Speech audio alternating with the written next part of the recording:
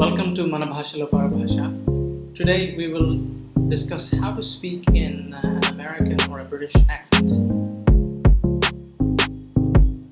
American లేదా British యాక్సెంట్లో ఎలా మాట్లాడాలి, ఎలా అంటే వినటం ద్వారా, అంటే అమెరికన్ లేదా బ్రిటిష్ మూవీస్ని చూడటం ద్వారా, ఇంగ్లీష్ పాటలు వినటం ద్వారా, లేకపోతే పాడ్కాస్ట్లు వినటం ద్వారా మనము ఆ యాక్సెంట్స్ని మనం గ్రహించగలుగుతాం.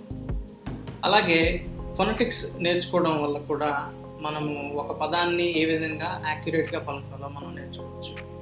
ఉదాహరణకు ఈ డిక్షనరీలో మనకు ఆ పదాల స్పెల్లింగ్తో పాటు అర్థంతో పాటు దాన్ని ఏ విధంగా పలకాలో ఫొనెటిక్స్లో రాసి ఉంటుంది. ఈ ఉదాహరణ ఒకసారి చూద్దాం. ఈ పదాన్ని చాలామంది కేఫ్ అని అంటూ ఉంటారు. అయితే ఇక్కడ మనం ఫొనెటిక్స్లో చూసినట్లయితే దీన్ని క్యాఫే అని పలకాలి. సో ఇలా ఈ ఫొనెటిక్స్ నేర్చుకోవడం ద్వారా మనము ఇంగ్లీష్ పదాలని ఎలా పలకాలో మనము యాక్యురేట్గా మనం నేర్చుకోవచ్చు.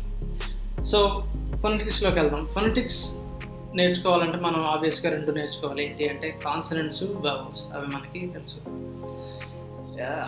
తెలుసు కదా అని వాటిని మనము తక్కువగా లైట్ తీసుకోవడానికి లేదు. ఎందుకంటే ఒక్కొక్క కాన్సనెంట్ని ఎలా పలకాలో లేదా ఒక్కొక్క వవెల్ని ఎలా పలకాలో మనం నేర్చుకోకపోతే మన యాక్సెంట్ పూర్తిగా మారిపోతుంది. అంతే కదా, ఒక్కొక్క బిందువు కలిస్తేనే ఒక్కొక్క నది అవుతుంది, నదులు సముద్రాలు అయితే. అలాగే ఒక ఇండివిజువల్ కాన్స్టిట్యూయెంట్ బిట్ మనము సరిగ్గా నేర్చుకోకపోతే మొత్తం మాట్లాడేసరికి మారిపోతుంది. సో మొట్టమొదట మనం ఒక్కొక్క కాన్సనెంట్ని ఎలా కరెక్ట్గా పలకాలో చూద్దాం. సో కాన్సనెంట్స్ డెఫినేషన్ ఏంటి? A consonantal sound is that which is produced with at least some constriction of the vocal tract. On the contrary, a vowel sound is produced with an open vocal tract. నోటిని పూర్తిగా కానీ లేదా కొంతైనా కానీ మూసి చేసేటువంటి శబ్దాలను consonants లేదా హల్లులు అంటారు. ఈ విధమైన శబ్దాలను పుట్టించడానికి నాలుగుతో కానీ, పళ్ళతో కానీ, పదవులతో కానీ నోటిలోని ఖాళీ భాగాన్ని పూర్తిగానైనా లేక కొంతవరకైనా మూసివేయడం జరుగుతుంది. అచ్చులకు వచ్చేసరికి నోటి ద్వారాన్ని మూయకుండా పలకడం జరుగుతుంది. ఉదాహరణకి ఈ రెండు కాన్సనెంట్స్ తీసుకున్నాం అనుకున్నాం. ఈ మొదటి కాన్సనెంట్ని అని పలుకుతాం.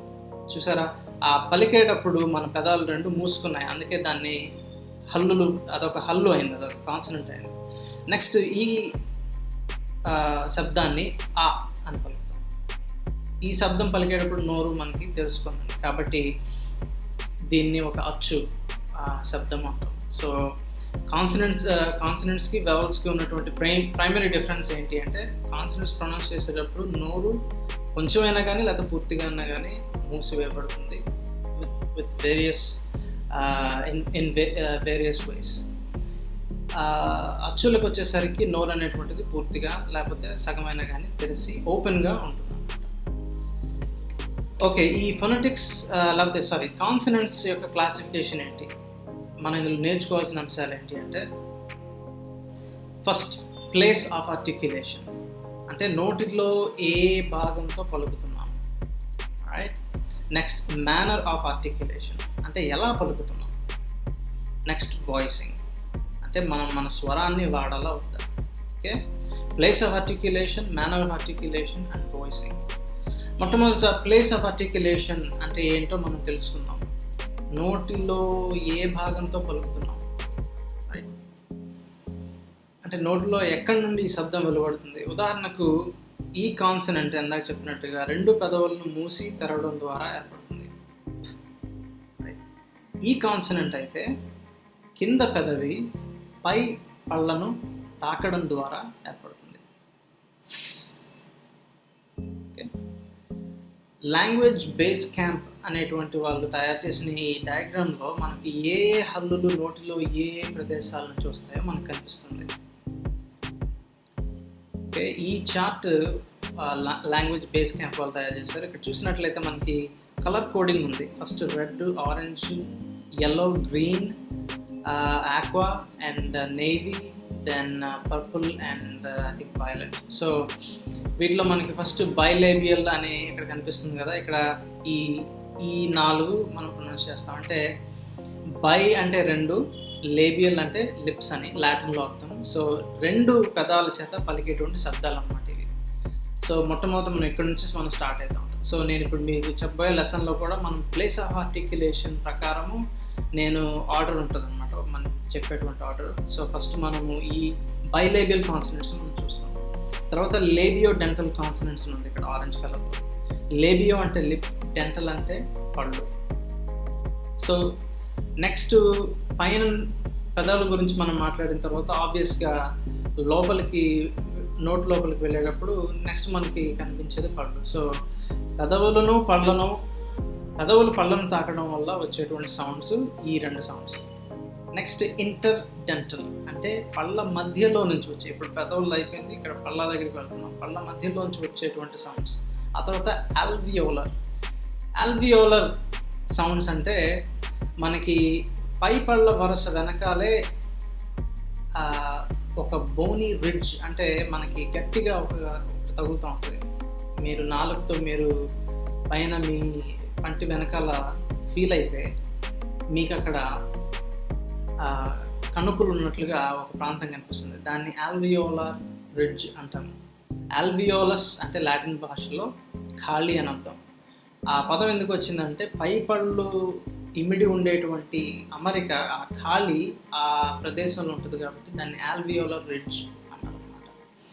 ఆ ఆల్వియోలర్ రిడ్జ్ని మన నాలుగు తాకడం ద్వారా వచ్చేటువంటి సౌండ్సే ఈ గ్రీన్ కలర్లో ఉండేటువంటి. దాని తర్వాత పోస్ట్ ఆల్వియోలర్ అనేటువంటి కేటగిరీ ఉంది. పోస్ట్ అంటే తర్వాత అని అర్థం, పోస్ట్ అంటే మెయిల్ అని కూడా అర్థం ఉంది, అంటే మన లెటర్స్ వచ్చేటువంటిది. అలాగే పోస్ట్ ఆల్వియోలర్ అంటే పోస్ట్ అంటే ఇంకొక అర్థం కూడా ఉంది, ఏంటంటే తర్వాత అని అర్థం. పోస్ట్ పోన్ అంటే తర్వాతకి మార్చడం, డేట్ని వెనక్కి తరలించడం. సో పోస్ట్ ఆల్వియోలర్ అంటే ఈ ఆల్వియోలర్ రిడ్జ్ వెనక భాగంలో ప్రొనౌన్స్ చేసేటువంటి శబ్దాలు ఇవి. దాని తర్వాత నేవీ కలర్లో మనకి ప్యాలటల్ అనేటువంటి కేటగిరీ ఉంది. ఈ ప్యాలటల్ కేటగిరీలో మనకి ఏంటంటే ఈ ఆల్వియోలర్ రిడ్జ్ అయిపోయిన తర్వాత గట్టిగా తగిలేటువంటి భాగం అన్నమాట వెనకాల. అక్కడ బ్లూ కలర్లో మీకు కనిపిస్తూ ఉంటుంది నోట్లో ఎక్కడ ఉన్నది అనేటువంటిది మనకు అర్థమవుతూ ఉంది. అదైపోయిన తర్వాత వీలర్ మనకి పర్పుల్ కలర్లో కనిపిస్తూ ఉన్నాయి. ఈ వీలర్ అనేటువంటి కేటగిరీ ఎక్కడికి వస్తుందంటే సాఫ్ట్ ప్యాలెట్ అంటాం. సో మన నోట్లో 2 ఉన్నాయి, హార్డ్ ప్యాలెట్ ఉంది, సాఫ్ట్ ప్యాలెట్ ఉంది. హార్డ్ ప్యాలెట్ అనేటువంటిది ఈ ఆల్వియోలర్ రిడ్జ్ నుంచి స్టార్ట్ అయ్యి కొద్దిగా వెనక్కి వెళ్తుంది అన్నమాట. ఆ బోన్ అయిపోయిన తర్వాత మనకి సాఫ్ట్గా ఒక ప్రాంతం కనిపిస్తుంది. మీ నాలుక వెనక్కి పెట్టి నోటు వెనక్కి పెట్టి మీరు ఫీల్ అయితే మీకు అక్కడ సాఫ్ట్గా తగులుతూ ఉంటుంది. బోన్ మీకు అక్కడ తగలదు. సో దాన్ని మనం సాఫ్ట్ ప్యాలెట్ అంటాం. అక్కడ మన నాలుక వెళ్ళి టచ్ అవ్వడం వల్ల వచ్చేటువంటి శబ్దాలే ఈ వీలర్ సౌండ్స్ అంటాం. దాని తర్వాత లాస్ట్ కేటగిరీ గ్లాటల్ అంటే గొంతులోండి వచ్చేటువంటి ఆ సౌండ్స్ అన్నమాట. సో ఈ విధంగా మన కాన్సనెంట్స్ నేర్చుకునేటప్పుడు ప్లేస్ ఆఫ్ ఆర్టిక్యులేషన్ బట్టి నేను మీకు టీచ్ చేస్తాను. So next manner of articulation అంటే విధము. ఏ విధంగా పలుకుతున్నాం, నోట్లో ఏ భాగం నుంచి పలుకుతున్నామో అర్థం చేసుకుంటే మనకి కొంత తెలుస్తుంది. అలాగే దాన్ని ఏ విధంగా పలకాలో కూడా మనం తెలుసుకోవాలి. ఉదాహరణకు ఈ కాన్సనెంట్ని 2 పెదవుల ద్వారా పలకాలి అని మనం నేర్చుకున్నాం. అంతటితో దాని కథ అయిపోలేదు. దాన్ని ఏ విధంగా పలకాలో కూడా మనం క్షుణ్ణంగా తెలుసుకోవాలి. మీరు ఇది మాకు తెలుసు, దీన్ని ఈజీగా మేము చిన్నప్పటి నుంచి పలుకుతున్నాం అనే ముందు నేను చెప్పేది ఒకసారి వినండి. ఏంటంటే ఈ కాన్సనెంట్ని గాలిని ఎలా పలకాలంటే గాలిని పూర్తిగా ఆపివేసి ఒక్కసారి వదలడం ద్వారా ఈ కాన్సనెంట్ని మనం పలకవచ్చు. అందుకే దీన్ని ఒక స్టాప్ అంటారు. కొన్ని గ్రామర్స్లో స్టాప్స్ని ప్లోసివ్స్ అని కూడా పిలుస్తారు. సో మనం గాలి లోపల పీల్చుకోవాలి, నెక్స్ట్ దాన్ని పూర్తిగా మన పెదవులు తాపివేసి ఒకేసారి వదలాలి. రైట్. ఈ కాన్సనెంట్ని పలికే విధానము 2 వేరు. ఈ కాన్సనెంట్ని ఎందాక చెప్పిన విధంగా గాలిని పూర్తిగా ఆపివేసి ఒకేసారి వదులుతాం, అంటే అదొక స్టాప్ లేదా ప్లోసివ్. ఈ కాన్సనెంట్ని ఒక ఫ్రికటివ్ అంటారు.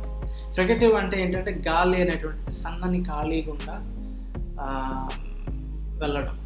సో మనకి ఇది ఎలా ఫామ్ అవుతుందంటే, మీరు ఒకసారి ఆలోచించినప్పుడు కింద పెదవి పై పళ్ళను తాకడం ద్వారా అక్కడ మనం ఒక ఖాళీని ఏర్పరుస్తున్నాం. ఆ ఖాళీలో నుండి మనం గాలి వదలడం ద్వారా ఈ ఫ్రికటివ్ అనేటువంటిది ఫామ్ అవుతుంది. లేబియోడెంటల్ ఫ్రికటివ్ అనేది ఫామ్ అవుతుంది. ఇవి మాత్రమే కాకుండా ఇంకొక కేటగిరీని కూడా మనం నేర్చుకోవాలి, వాయిసింగ్ అంటే మన స్వరము వాడాలా వద్దా. ఇంగ్లీష్లో వాయిస్డ్ అండ్ అన్వాయిస్డ్ కాన్సనెంట్స్ ఉన్నాయి. వీటిని తెలుగులో సస్వర నిస్వర ధ్వనులుగా తర్జుమా చేయొచ్చు. వాయిస్డ్ అంటే సస్వర, అన్వాయిస్డ్ అంటే నిస్వర, రైట్? సో వాయిస్డ్ కాన్సనెంట్స్ పలికేటప్పుడు వాయిస్ బాక్స్ అంటే స్వరపేటిక యాక్టివ్గా ఉంటుంది. అన్వాయిస్డ్ కాన్సనెంట్స్ పలికేటప్పుడు వాయిస్ బాక్స్ అంటే స్వరపేటిక ఇన్యాక్టివ్గా ఉంటుంది. వాయిస్డ్ కాన్సనెంట్స్కి ఉదాహరణ ఇది పలికేటప్పుడు మీ గొంతు మీద, అంటే మీ స్వరపేటిక మీద చేయబెట్టుకొని ఒకసారి పలకండి. మీ గొంతు వైబ్రేట్ అవ్వడం మీకు తెలుస్తుంది. అంటే స్వరపేటిక యాక్టివేట్ అయిందన్నమాట. స్వరపేటిక పనిచేస్తే స్వరం బయటకు వస్తుంది. కనుకనే ఈ శబ్దాలను స్వర ధ్వనులు అనవచ్చు. సంస్కృతంలో స అంటే తోటి, అలాంగ్ విత్ అని అర్థం ఉంది. కనుక సస్వర అంటే స్వరంతో పలికే ధ్వనులు అని అన్నమాట. అన్వాయిస్డ్ కాన్సనెంట్స్కి ఉదాహరణ దీన్ని పలికేటప్పుడు మీ గొంతు మీద చేయబెట్టుకొని పలకండి. నాతో అనండి ఒకసారి. ఉదాహరణకి ఈ కాన్సనెంట్ మనకి షైన్ అనే పదం వస్తుంది. ఈ శబ్దం పలికేటప్పుడు మీ గొంతు వైబ్రేట్ అవ్వదు, ఎందుకంటే స్వరపేటిక ఇక్కడ ఇన్యాక్టివ్గా ఉంది. కాబట్టి ఇక్కడ స్వరపేటిక పని చేయట్లేదు. కాబట్టి ఇలాంటి శబ్దాలను నిస్వర ధ్వనులు లేకపోతే అన్వాయిస్డ్ కాన్సనెంట్స్ అనొచ్చు. ఈ సంస్కృతంలో నా అనే ప్రీఫిక్స్కి అర్థము కాదు, లేదు అని అర్థం. కనుక నిస్వర అంటే స్వరం లేకుండా పలికే ధ్వనులు అని అర్థం. స్వరం లేకుండా ధ్వని ఎలా పుడుతుందంటే, ఒకసారి ఈ కాన్సనెంట్స్ని ఒకసారి గుర్తు చేసుకుందాం. అది కేవలము గాలి మన నోట్లోంటి సన్నని ద్వారం గుండా ఏర్పడుతున్న శబ్దం. దానికి మన స్వరపేటికను ఉపయోగించాల్సిన అవసరం లేదు. నిజానికి మనం గుసగుసలాడేటప్పుడు మన స్వరపేటిక పని చేయదు, కానీ మనం మాట్లాడగలుగుతాం, అంటే శబ్దాలను పుట్టించగలుగుతున్నాం. మరి మనం మాట్లాడేటప్పుడు మనం గుసగుసలాడేటప్పుడు స్వరపేటిక పని చేయనప్పుడు వాయిస్ కాన్సనెంట్స్కి అన్వాయిస్ కాన్సనెంట్స్కి ఏ విధంగా తేడా చెప్పగలము అంటే, ఇంకొక కేటగిరీ ఉంది, 4వ కేటగిరీ. అదేంటంటే ఫోర్టిస్ అండ్ లీనస్. ఫోర్టిస్ అనేటువంటి పదము లాటిన్లోని పదము. ఫోర్టిస్ అనేటువంటి పదానికి లాటిన్లో అర్థము బలమైన అని అర్థం. అక్కడి నుంచి మనకి ఫోర్ట్ అనే పదం వచ్చింది, అంటే అది దృఢమైనటువంటిది అని అర్థం. లీనిస్ అనేటువంటిది దాని పదానికి అర్థము బలహీనమైన అర్థం. సో కొన్ని పదాలను మనం బలంగా పలుకుతాం, కొన్ని శబ్దాలను మనం బలంగా పలుకుతాం, కొన్ని శబ్దాలను మనం బలహీనంగా పలుకుతాం. కాబట్టి ఈ 4 కేటగిరీస్ని మనం కనుక ఐడెంటిఫై చేసి ప్రాక్టీస్ చేసినట్లయితే నేను చెప్పబోయేటువంటి లెసన్ మీకు బాగా అర్థమవుతుంది. So that's it for today's video, and if you want to learn more about phonetics and other things, subscribe to this channel and have a good day.